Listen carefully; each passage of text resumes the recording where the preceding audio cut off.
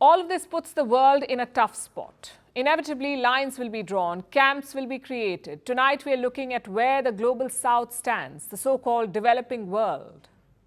How do they see the Israel-Hamas war? Where do they stand? They see this war through many factors, like their own history of colonial oppression, their opposition to Western double standards, and of course, their current politics.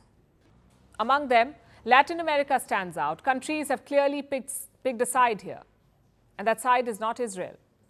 Take Bolivia, for example. Their government has decided to cut all diplomatic ties with Israel.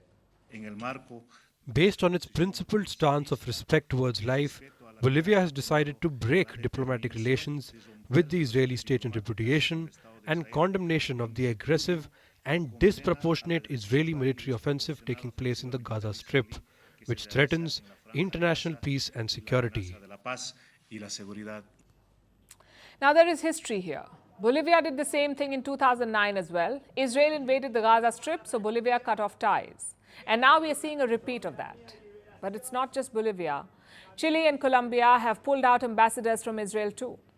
Chile is accusing Israel of breaking international law. Colombia went one step ahead. Their president compared Israel to neo-Nazis. Now, Colombia may be an extreme case, but the overall sentiment in Latin America is clear. They want Israel to stop the attacks, to declare a ceasefire now. Even the major Latin American powers agree, like Brazil. Their president, Lula da Silva, recently called Netanyahu insane. Listen to this.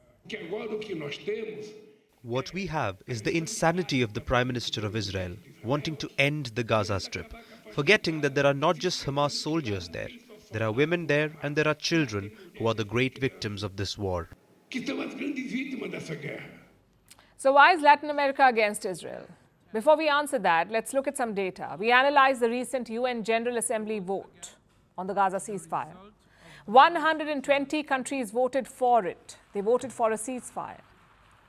So the resolution was adopted. But here's how each country voted. These are countries that voted for a ceasefire. Look where most of them are. South America, Africa, South Asia, Southeast Asia, what we usually call the global south. Now look at the countries that voted against. Some in Eastern Europe, also the United States, and finally the abstentions. You have most of Western Europe, also some holdouts in Asia, like India and the Philippines. Now the overall picture is quite clear. The global south wants a ceasefire. Most of them are against Israel. The question is why? Well, we can think of three reasons. One is the history. The global south was a victim of colonialism. They have experienced occupation and discrimination firsthand. So many of them relate to Palestine, to their decades of suffering. Let me show you some pictures from Cape Town in South Africa. There was a massive pro-Palestine rally. And guess who was leading it? The grandson of Nelson Mandela. He drew parallels between his own country and Palestine. Listen to what he said.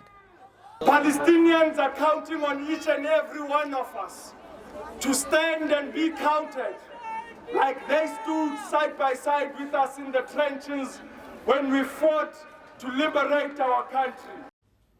Reason number two, their priorities. The global south cannot afford to play big power politics. They have more pressing issues like fighting inflation and poverty. So their response to most wars is the same: stop it. Just consider Russia's war on Ukraine. The UNGA passed a similar resolution asking for a Russian withdrawal. And how did the global south vote? The same way. Around 141 countries opposed Russia. It doesn't mean they have cut diplomatic relations with Moscow. It means that when given a choice, they wanted to end the war. And why not? When Russia invaded Ukraine, food prices shot up and the global south suffered. Now, Israel is attacking Gaza. Iran is talking about a wider war. Again, it is the global south that will suffer. Most of them depend on West Asian oil. If the war spills over, their import bills will shoot up. So it's not just moral compulsion or humanitarian principles. It's also their own economic and political situation. And finally, reason number three, a rejection of the existing world order. Just think about it. 140 out of 193 countries wanted Russia to stop attacking Ukraine. Yet the war continues. Similarly, 120 countries want Israel to cease fire, yet their attacks continue. What does that tell you? The existing world order simply doesn't make sense, and the global south is pushing against it. They see Israel as an extension of this Western hypocrisy, hence the outrage. The Western policy right now is to ignore the global south. But for how long? The recent wars have marked the emergence of a new political bloc. Yes, there are internal divisions, but the overall message seems to be clear: do not take us for granted.